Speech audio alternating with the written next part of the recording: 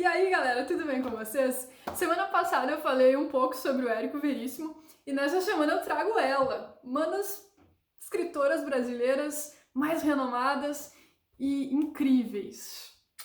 Clarice Lispector para vocês.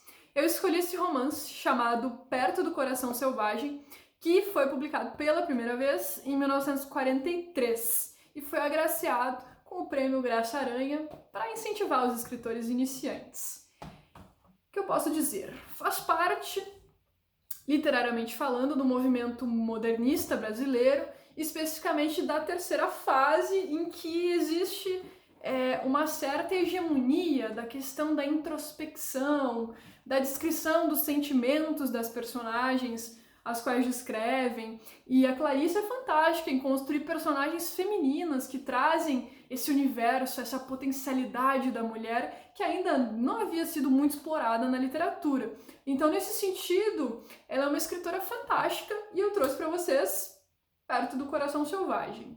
Sem mais delongas, vou ler um trecho que me deixou encantada e eu espero que vocês gostem também.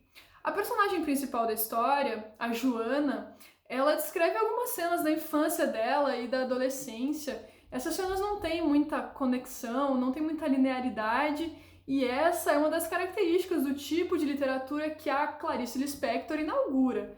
Então ela traz uma série de novidades em termos literários, e por isso esse livro é tão importante, tão premiado e tão famoso na literatura brasileira, que é incrível. E a autora começa, logo no começo do livro tem uma citação, uma epígrafe do James Joyce, que eu queria ler para vocês, que é fantástica, e fica também a dica de leitura em literatura inglesa. A citação é a seguinte: ele estava só, estava abandonado, feliz, perto do selvagem coração da vida. Então é assim que ela dá o pontapé inicial do seu livro. E, bom, eu vou fazer a leitura para vocês de um pequeno trecho que está na página 57.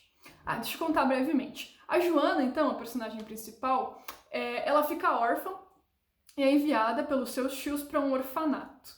No orfanato, então, ela passa por momentos de solidão, uma sensação de abandono e tenta entender um pouco o que se passa dentro dela, como a Clarice mesmo fala, entender destas entranhas, entender um pouco do que é humano, do que é comum a todos nós, e por isso Clarice com certeza está naquilo que nós chamamos de literatura brasileira, e por que não na literatura universal também, porque é uma autora que consegue falar a todos de uma maneira que aqui dentro a gente sabe, né? São uns mistérios, são essas composições dentro de cada um de nós que falam de algo comum, apesar de sermos tão diferentes.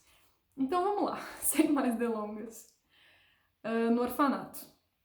Atrás dela, alinhavam-se as camas do dormitório do internato. E à frente, a janela se abria para a noite. Descobri em cima da chuva um milagre, pensava Joana. Um milagre partido em estrelas grossas, sérias e brilhantes. Como um aviso parado, como um farol. O que tentam dizer? Nelas presinto o segredo. Esse brilho é o mistério impassível que ouço fluir dentro de mim.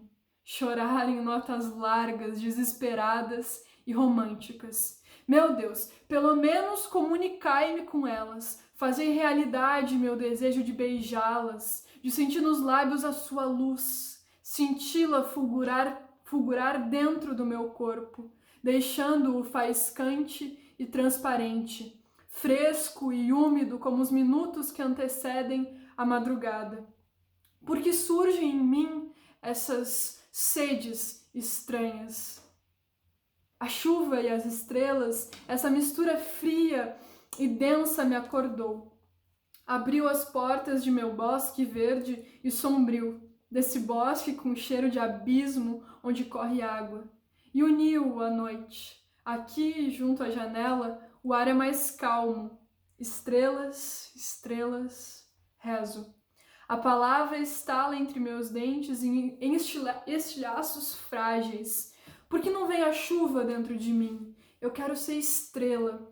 Purificai-me um pouco e terei a massa desses seres que se guardam atrás da chuva. Nesse momento, minha inspiração dói em todo o meu corpo. Mais um instante e ela precisará ser mais do que uma inspiração.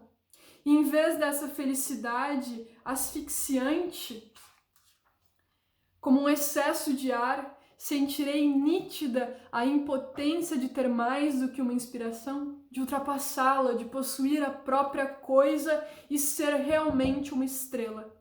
Aonde leva a loucura? A loucura, no entanto, é a verdade. Que importa que em aparência eu continue nesse momento no dormitório? As outras moças mortas sobre as camas, o corpo imóvel? Que importa o que é realmente? Na verdade, estou ajoelhada, mas como um animal junto à cama, minha alma se desesperando como só o corpo de uma virgem pode se desesperar. A cama desaparece aos poucos, as paredes do aposento se afastam, tombam vencidas, e eu estou no mundo, solta e fina como uma corça na planície. Levanto-me suave como um sopro. Ergo a minha cabeça de flor e sonolenta, os pés leves, atravesso campos além da terra, do mundo, do tempo, de Deus. Mergulho e depois emerjo, como de nuvens das terras ainda não possíveis, ainda não possíveis, daquelas que eu ainda não soube imaginar, mas que brotarão. Ando, deslizo, continuo sempre, sem parar, distraindo a minha sede cansada de pousar num fim. Onde foi? Onde foi que eu já vi uma lua alta no céu, branca e silenciosa? As roupas lívidas flutuando ao vento. O mastro sem bandeira, erecto e mundo fincado no espaço. Tudo à espera da meia-noite. Estou me enganando. Preciso voltar. Não sinto loucura no desejo de morder estrelas, mas ainda existe a terra. E porque a primeira verdade está na terra e no corpo. Se o brilho das estrelas dói em mim, se é possível esta comunicação distante, é que alguma coisa quase semelhante a uma estrela tremula dentro de mim. Eis-me de volta ao corpo, voltar ao meu corpo. Páginas 57 e 58, De Perto do Coração Selvagem. Eu ainda não terminei o livro, mas de qualquer forma eu me sinto muito instigada e com muita vontade de continuar essa leitura, assim como aprofundar as leituras de Clarice. Tem um livro dela incrível também, chamado Laços de Família, que reúne alguns contos. Então fica a minha dica, uma escritora fantástica, emocionante, de um poder poético e lírico muito forte, é brilhante, é sensacional. E uma última observação, essa ideia de compartilhar vídeos semanais falando sobre literatura, sobre arte, sobre poesia, que chama meu fascínio, é uma parceria com o PET, o Programa de Educação Tutorial da Universidade Federal de Santa Maria. Eu faço parte especificamente do PET CISA, que é o PET de Ciências Sociais Aplicadas.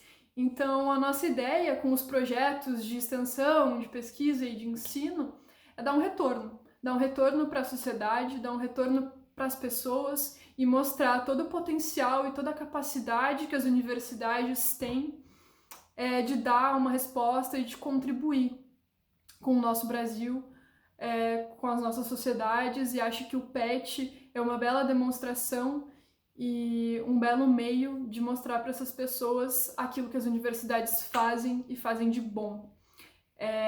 Então, um salve para o projeto de formação de leitores, projeto de extensão do PET CISA, e um abraço para todos vocês, todas vocês. Espero que continuem bem e que a gente possa passar por essa situação tão difícil de uma maneira mais bonita e mais leve. Um grande beijo. Fiquem bem.